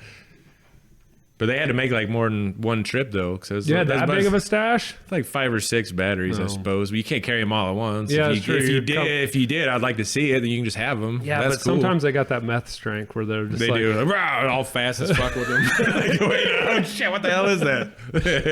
It's a chupacabra. Yeah, chupacabra. Yep. No, I've never really had anything. That's about it. Car stereos back in the day. Yeah, that's the thing. That's the thing in the past. There's no more car stereos being stolen. I remember I got fucking pissed me off. My S10 got broke into. They took a CD player out of my S10 that didn't work anymore. Right. They probably bust your dash up. No, they completely destroyed the dash. Yeah. Broke everything, and then they took all the change out of my ashtray. Sure, why wouldn't they? And the change is cool. The $4.83 they got from the change, that's fine. Right. What pissed me off is all the random extra nuts and bolts from me taking something apart, not finishing, put it back together. Yeah, they took all that also. Yeah, so I was like, well, now I don't have the interior trim pieces for my door panel anymore. Exactly what you're talking Mother. about. Yeah, I do that to myself all the time. I'll start punching myself. I get so mad. Because you put it in a place you'll never forget it. I put it in it's like in a secure spot. I'll never touch this again. And I go back there, like half the nuts are gone. I'm like, what the fuck just happened? That's why you need to take more than one thing apart of the same thing. So you I got good at. I label every Ziploc bag now. I take some apart and I put them in there and I label them. I go in ebb and flow on that because it's like I'm really good, and then I'm just like, nope, throw it in a coffee can. I'll figure it out when we get there. I have a magical bucket though. If you ever need a bolt or a clamp or anything, you just dump this bucket out and it's always there. I've had this bucket for probably my whole life of throwing nuts and bolts. Right? Yeah. I've kept it that way and I never thrown it away. So every time I need some random stupid ass bolt that you'd never think can't ever find it again, I'll dump this bucket out and there it is. It's magic, dude. I had two of those. Like they were like, I don't know what the hell they were. They were big. They were like yay by yay, and they were like 75, 80 pounds. They were a pain in the ass. You couldn't dig through it. And it was all stuff that you will never ever need again. Right. Until you need it. And when we redid the garage, when we finished the garage, I was like, it had been sitting on the shelf, and I'm like, nope. Just fucking took it all and just I'm tired. Yeah, I threw should. it in the dump trailer, and it went to the dump. I should have probably recycled it, but you know, whatever. Get a couple bucks out of it, but paid the government to bury it underground. Right. Yeah. So, all right, man. Cool, well, man. we've been at this for just over an hour. Yeah, well, thanks for having me. About an hour and a half right now. Yeah. So, she's cooking dinner right now. So. Time to get home to dinner. So yeah, that sounds good. Yeah, I haven't. I don't even know what I did today. I cleaned my Honda motor. You should see my hoses. We're gonna get in another conversation if I start. Oh, this. We'll get the GoPros out and we'll go video Just keep that. going. Yeah. No, I'm doing trying to wax my hood a little better. Trying to see if I can make a no clear coat paint shine. I need that Mr. Wizard stuff. Let me know how that works out. So you want to plug anything? No, I'm good. Thanks. All right. Yeah, nothing. I was going to think of something, but I couldn't. Yeah, no, sometimes people are like, yeah, no, I got Instagram or I was going to do some kind of .com thing, but I know I don't do none of that stuff. Yeah, no, it's a lot of work. It's overrated. Most of my followers on Instagram are fake prostitutes for some reason. I don't know where they come from. No, it's actually just they're not. They say hi and they say I'm pretty. So yeah, they're not. They're actually Indian dudes with a stolen woman's picture in there. I get trying a lot to get of some those money too. out of me. Yeah, they're like, yeah. It's fun to fuck with them a little bit. Yeah, I don't even want to open that can of worms. Yeah, I know people. I never click on their links. Don't do that. That's a bad deal. No. But sometimes it's fun to fuck with them. Sure. We had damn, we're gonna go down another rabbit hole.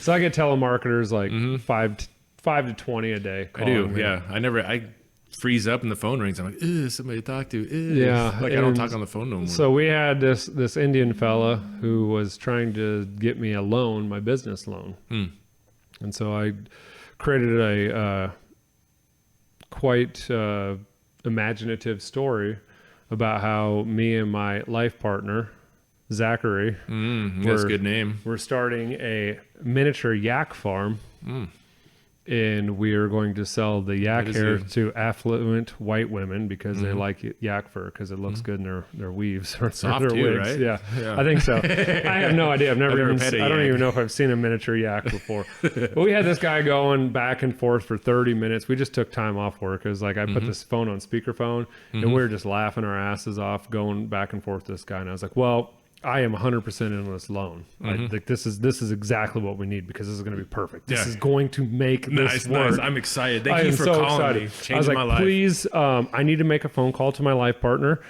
and we need to discuss this. And if he says everything's good, then we're down. I was like, can you please call me back in 30 minutes? And he's like, oh yes, very much. Yes, I will call you back. Yes. Nice.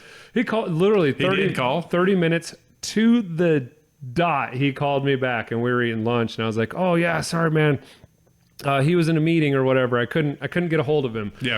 He's gonna call me back as soon as he's done his meeting. And he called me back like an hour later, and we were going on like we drug this dude out for like half a day on this. And he was excited. He had he was like, yes, I got these guys. Yeah. This is going to be awesome. Yeah. And right as I was getting his phone number to call him back so I could fuck with him, because I wanted his phone number so I could I wanted to flip the script and call him back. Yeah. He hung up or we got disconnected, and I was like, oh, dude, we had this guy. We had him. We wasted like half of a day. It cost me so much money, probably. Right. no production at work and paying employees. It was worth it, though. But it was worth it. It's the greatest story ever. Yeah, we were going to start a miniature yak farm and sell. Miniatureyaks.com. Yeah. There's my plug. Another one I want to start a website called jihadis.com. It's just like hot Muslim babes. I think it's a good one. I don't see anything wrong with it. It's probably offensive. We probably won't be able to put that on YouTube. Yeah, we'll get demonetized. I mean, you can, but shout out to my Muslim chicks. That was fun. This is fun, man. It's been damn near a year, and Glad you're back. I think we still got it. So we've got a couple other ones on the books probably that we're gonna do, and see how this goes and get back into it. I kind of miss doing it. What do you think about doing like just visit people's garages too? Just go in there and like do that again. Like call somebody, see if they're working on their garage, and go. Yeah, we GoPro them. I started doing that for like the lives. We do. That was something we did like in the first year, or maybe just after the first year. I think I remember. Yeah, I remember that now. And actually, Derek said the same thing. He's like, "Man, you should start those live. Man, keep people in check. But are you making any progress, or you can like call people out on? You just go there when they're working on their cars, or just go tour people's shops. So or just knock on their door and wake them up and like, hey, get out of bed, asshole! We're doing a live right now. Let's look at your garage right now and see where you're at. You said you're gonna get this done. Let's check it. This thing looks the same as it did 6 months ago. Yeah, you lied to me. Yeah, so I don't know. I wouldn't mind doing that again. It's a matter of figuring out the logistics of it, because it's kind of a pain in the ass to bring the laptop and then like internet connection to do a live. Right. I can do them on my phone now live. I didn't think about that. Yeah. I have not done a live on my phone, so I don't know how all that works. Maybe we could just set up a freaking tripod with the phone on it and just let that thing run and go to town. And just use the cellular data on that aspect. So I do have like a 250-foot Cat 5 wire, so I can plug into your router and plug my laptop into the garage. Yeah. Because most people's Wi-Fi isn't good enough in their garage or whatever to do that. Yeah. So we could do that, but I think I do want to start doing a little bit more of that, because then it's kind of like get to see what everybody else is working on. You know, kind of go in a new space for once. Get out of my garage. Call it garage raid. God, yeah, the garage raid. That's cool. Just go in there, knock on people's door. Even if you see them watch the movie, just go. I can see you. We got garage check. Put your pants on. I can see you. Yeah, garage check. So, no, I think we're going to start trying to do a little bit more of that and some of that stuff, because that's fun. I like the podcast. I get so worked up and so nervous about doing all this stuff when we first start, and then after I get past the intro, you're good. Then it's just normal. The intro is the hardest part, I would think. Yeah, and it's just fun, and you get to like learn about you've known somebody for 20 years, but you get to hear stories you never heard from them. So it's cool. It's cool in that aspect. So hopefully all the audio worked. Hopefully the video works. It looks like the cameras are still recording. So I'll get to editing in this, and probably in like a week and a half we'll have it put out. Sounds good. So I'm gonna try to do another one here shortly and try to just keep them going. Every 2 weeks or so, dump one out. So sounds good. That's the goal, man. Thanks for coming out. Yeah, thanks for having me. It's been fun. So always, it's always good to see you. Yeah. Let me know when you're gonna sell some more car parts. I'll come buy them. Sounds good. Maybe I can get my brother involved. Yeah. Sounds good. All right, guys. Thanks for watching. Don't forget to like, share, and subscribe, and check out FTPSpeedShop.com. Pick yourself up some merch and help support the channel. We'll catch you on the next one. Boom. We're out.